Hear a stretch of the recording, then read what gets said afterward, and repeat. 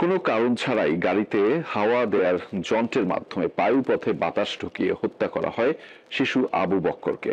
বড় ভাই জিহাদকে রুটি আনতে পাশের দোকানে পাঠিয়ে হাসতে হাসতে এমন নৃশংস নির্যাতন চালায় মোটরসাইকেল সার্ভিসিং দোকানের কর্মচারীরা।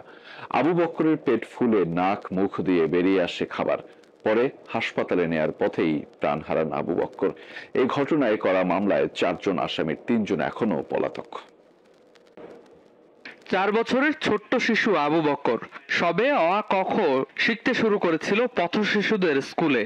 মাঝে মধ্যেই বায়না ধরতো মোটর সাইকেলে চড়ার। বড় ভাই জিহাদের বয়স 12, কাজ করে পাশের গ্যারেজে। মঙ্গলবার সেখানেই গিয়েছিল শিশু আবু বক্কর। গ্যারেজ মালিক রুটি আনার ফরমাইশ দিলে শিশুটিকে রেখে জিহাদ যায় দোকানে। ফিরে এসে দেখে ভাইয়ের পেট ফুলে আছে, সারা গায়ে বমি, পায়ুপথ দিয়ে পড়ছে রক্ত। হাঁকানোর লগে লগে মুখ দিয়া নাক দিয়া বমি বেড়েছে। আমি যা খাওয়াইছি বাইরেছে না, পরে আমি এর পাশে দেখি হাওয়ার গান, যেটা হাওয়া দিয়েছে না এটা। পাশের দোকানের সিসিটিভি ক্যামেরার ফুটেজ থেকে দেখা গেছে শিশুটি অচেতন হয়ে পড়লে গ্যারেজ মালিক সুজন সহ কয়েকজন আবুকে নিয়ে হাসপাতালের উদ্দেশ্যে ছোটে। হাসপাতালে নেয়ার পথেই মৃত্যু হয় প্রাণোচ্ছল আবু বক্করের। শখের মোটরসাইকেল দেখতে যাওয়াই কাল হলো তার। আবার আমার ছেলের লাশ দেখছি যে আমার ছেলে শুয়ে রয়েছে, নাকের মুখ দিয়ে ভাত বড়া পুরা চেহারার ভিতরে। ভাবতেছিলাম যে আমার বাচ্চাটা ঘুমায় রয়েছে এরকম।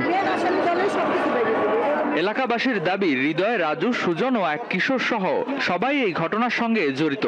তারা শিশু আবুকে একা পেয়ে মজার ছলে হত্যা করেছে। মামলার এজাহার থেকে হৃদয়ের নাম বাদ পড়ায় ক্ষোভ জানান তারা। কালকে আগামী দিন 4 দিন হবে, এই পর্যন্ত কোনো প্রশাসনের লোক আইসা জিজ্ঞেস করে নাই যে আপনাদের কি অবস্থা, আপনাদের জন্য কি প্রস্তুতি নিমু। কোনো দারোগা কেউ আসে নাই।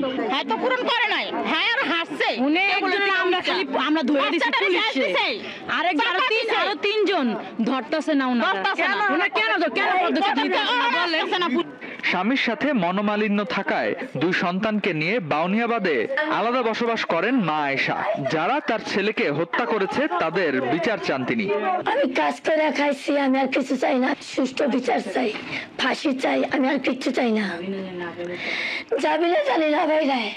এই ঘটনায় একজন অজ্ঞাতনামা সহ 4 জনের বিরুদ্ধে পল্লবী থানায় হত্যা মামলা করেছেন শিশুটির মা। সংঘবদ্ধ শিশু হত্যার অভিযোগে বুধবার এক কিশোরকে আটক করা হয়। আবু বক্করের মা আয়েশা, যে গার্মেন্টস কর্মী ছিলেন আমাদের, উনি বাদী হয়ে ওই দিনই আমাদের একটা এজাহার দেন এবং ওই দিনই একটা মামলা রুজু হয়েছে 302 ধারা 34 হত্যা মামলা, এবং একজন আসামিকে আমরা অ্যারেস্ট করেছি। 1 নম্বর আসামি যে ছিলেন। পরিবারের সদস্যরা জানান, ময়নাতদন্তের পর কালশী কবরস্থানেই দাফন করা হয় শিশু আবু বক্করকে।